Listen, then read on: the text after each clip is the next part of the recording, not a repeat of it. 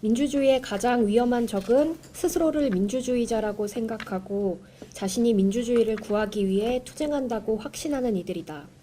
정치학자 후안 린츠가 자신의 저서 민주주의 정권의 몰락에서 남긴 말입니다.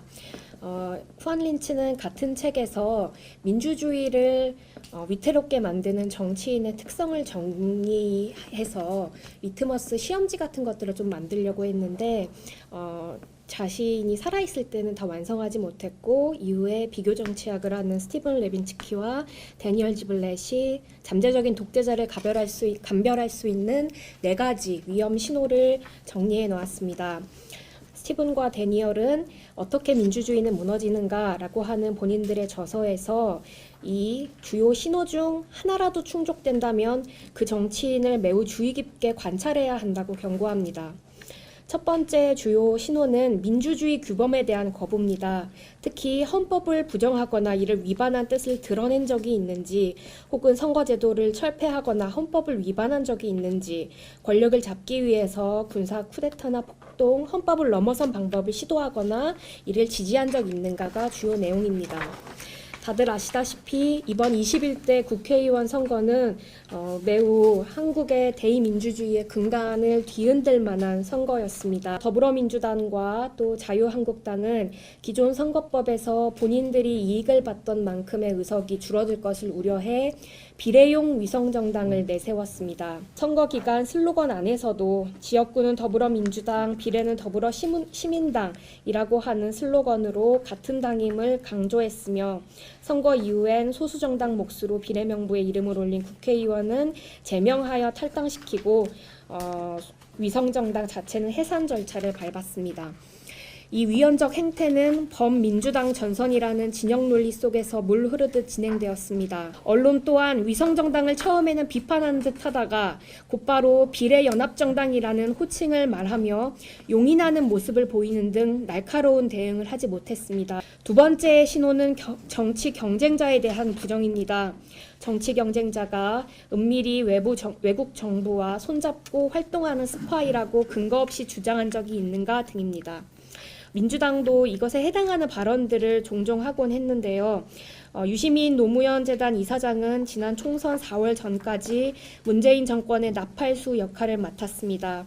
일본과의 무역 갈등 사태에 이런 판국에 일본 총리 아베를 편드는 듯한 발언을 하는 분들은 동경으로 이사 가든가라고 하던가 조국 전 장관에 대해서 문제 제기하는 서울대 촛불 시위를 두고 물반 고기반이라고 이야기를 하면서 참여 시위대가 왜 마스크를 썼냐, 마치 뒤에 누군가가 있는 듯한 조롱조의 평을 내놓기도 했습니다. 조국 전 장관의 문제 제기하는 청년들은 우파 세력을 뒤에 둔 자기 밥벌이에 혹은 자기 미래에 혈안이 된 이들이 되었고, 추미애 장관 아들의 병역비리 의혹을 제기하는 이들은 검찰개혁에 반대하고 정치 공작을 펼치는 박근혜 세력이 되었습니다. 윤미향 의원의 회계 부정을 고발한 위안부 할머니는 음모를 꾸미는 기획자고, 북한에 의해 피살된 어업지도원 문제를 제기한 이들은 남북관계를 훼손시키려는 반통일주의 냉전 고착 세력이었습니다. 경쟁자의 존재를 인정하지 않고 비판을 보내는 이들을 정당과 국가의 적으로 간주하는 것이 현 민주당의 태도인 것처럼 보입니다. 세 번째 신호는 폭력에 대한 조장이나 묵인입니다. 개인적으로 혹은 정당을 통해 정적에 대한 폭력 행사를 지원하거나 부추긴 적 있는가, 폭력에 대한 비난이나 처벌을 부인함으로써 지지자들의 폭력 행위에 암묵적으로 동조한 적이 있는가. 저는 이것을 박원순 성폭력 사건 등에서 찾았습니다. 권력자의 성폭력과 그에 대한 은폐는 다들 아시다시피 작은 흠결이 아닙니다. 영상에 얼굴이 성명하게 찍혔었던 김학의가 무죄 판결을 받고 장자연 사건의 핵심 증거가 대한민국의 최고 조사기관, 수사기관 검찰 내부에서 사라진 것을 떠올려 보십시오. 성매매나 성폭력은 독재 정권 하에서 남성 권력을 공고히 만드는 수단으로 쓰이고 사법기관 등 심판의 역할을 맡고 있는 집단을 매수하는 데 쓰입니다. 권력자들의 성폭력과 이에 대한 은폐는 민주주의에 대한 신뢰도를 하락시키고 법치주의를 흔듭니다. 또한 전직 비서실장들이 현재 피해자의 주장을 전면적으로 반박하면서 박원순 사건 관련해서죠.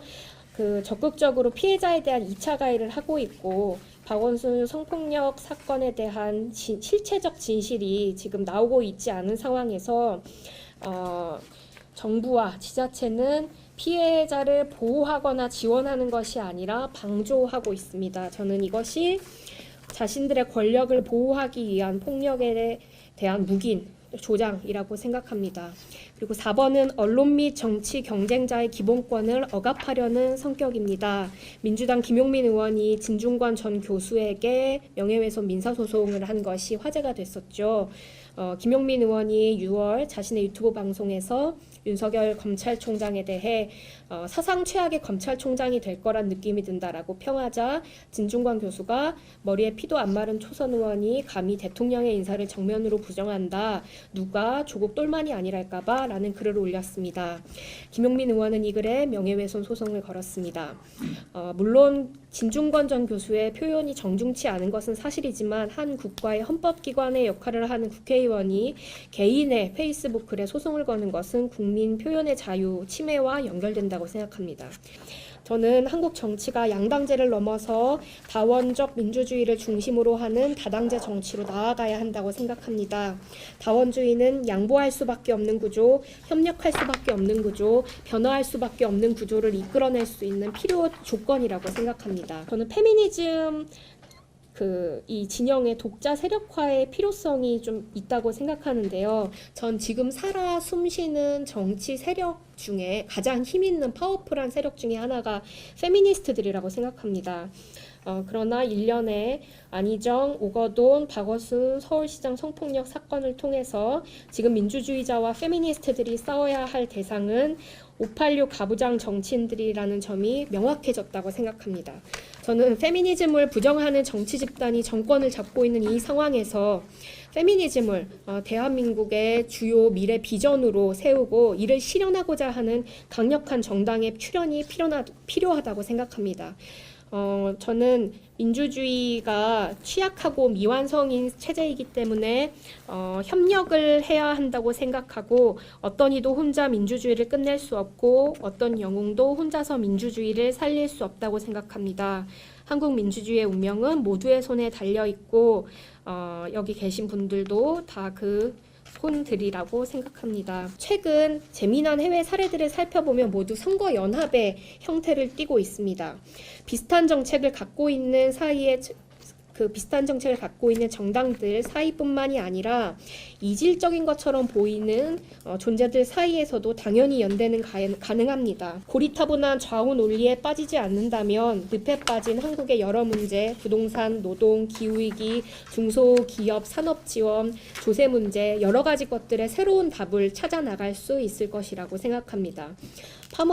파커 제이 파머는 비통한 자들을 위한 정치학에서 이렇게 적었습니다. 개인적 정치적 삶에서 우리가 끌어안아야 하는 모든 긴장 가운데 가장 근본적이고 가장 도전적인 것은 비극적 간극 속에서 희망을 가지고 견디고 행동하는 것이다. 우리는 전쟁에 빠져있는 세상을 보지만 평화의 순간 또한 보았다. 인종적, 종교적인 대립을 보지만 연합의 순간도 보았다. 불공정한 결핍으로 인한 고통을 보지만 풍요가 생성되는 물질적, 영적인 나눔의 순간을 겪었다. 결국 두 간극의 가능성은 부질없는 꿈이나 환상이 아니다. 그것은 우리가 자신의 삶에서 목격해온 대안적 현실이다. 네, 이 말을 끝으로 발제를 마치겠습니다. 감사합니다.